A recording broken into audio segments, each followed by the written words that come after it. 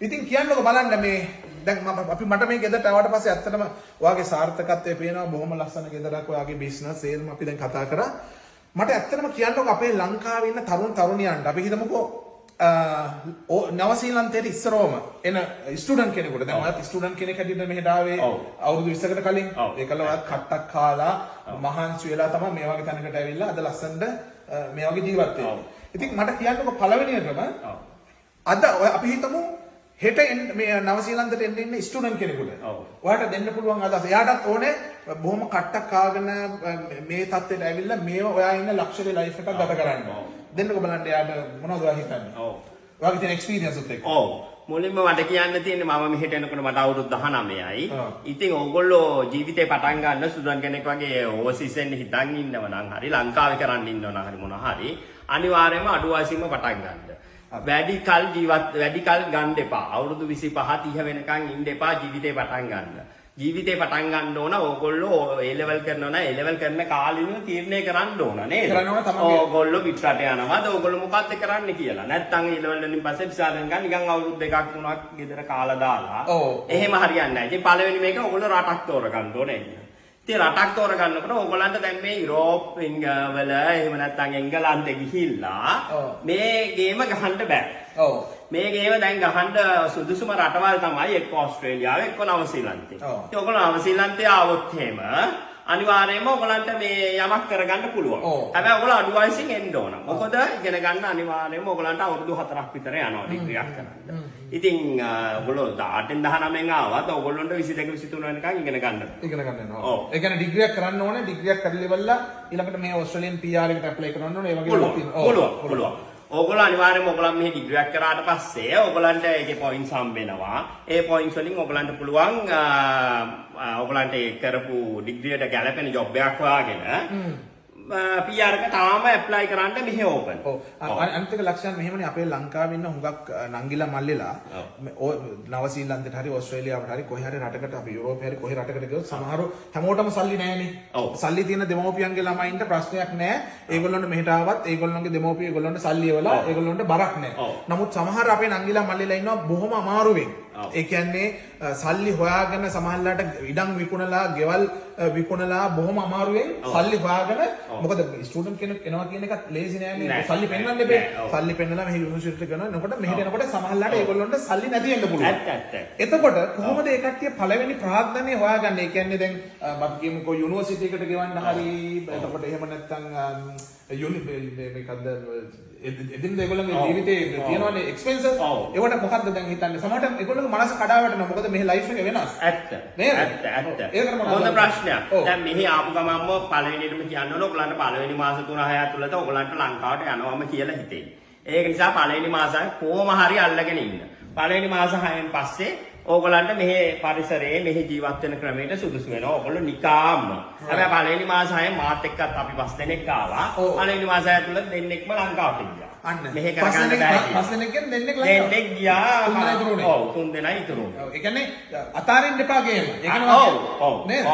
ඒ හිටපු 3 දෙනාම අද PR අරගෙන අද වැඩ කටයුතු කරගෙන PR අරගෙන ඉන්නවා. ගියා නම් ආයි මෙහෙ ආවේ නෑ. ඔව්. ඉතින් අහපු ප්‍රශ්නෙට උත්තර දෙන්න මෙහෙ ඔයගලන්ට වීසා එක දුන්නම ඔයගලන්ට පැය 20ක් තමයි වැඩ කරන්න දෙන්නේ. හැබැයි ඔයගලන්ට දෙසැම්බර් 1 වෙනිදා ඉඳලා පෙබරවාරි මාසෙ වෙනකන් අන්තිම වෙනකන් ඔයගලන්ට මාස 3ක් දෙනවා. ඔයගලන්ට පැය 24ක් වැඩ කරන්න පුළුවන් නම් පැය 24ක් උනත් වැඩ කරන්න පුළුවන්. රයිට්. ඔයගලන්ට සම වර්ක් පර්මිට් එකක් හම්බෙනවා. රයිට්. ඉතින් ඒකෙන් ඕගොල්ලෝ දැනගන්න ඕන ඕගොල්ලන්ගේ ණය අරන් නම් ඕගොල්ලෝ මෙහි ආවේ ඕගොල්ලන් ඊළඟට කෝස් ෆීස් ගෙවන්න සල්ලි ඕන නම් ඒ මාස 3 කිසිම රෙස්ට්‍රික්ෂන් එකක් නැහැ ඕගොල්ලන්ට ඉමිග්‍රේෂන් එකෙන්වත් කොහෙම වැඩ කරන තැනකින්වත් ඕගොල්ලන්ට ඕන තරම් වැඩ කරන්න. රයිට්. ඒකට පුළුවන් ඕගොල්ලන්ට සල්ලි හොයාගන්න. ඕගොල්ලෝ ඉතින් මහන්සි වෙන විදිය අනුව තමයි මේ ඕගොල්ලන්ට පුළුවන්. ඔව්. මේකනේ කම්මැලි වුණොත් ඉතින් ලෝකේ කොහේ හිටියත් ගේමක් ගන්න බෑ.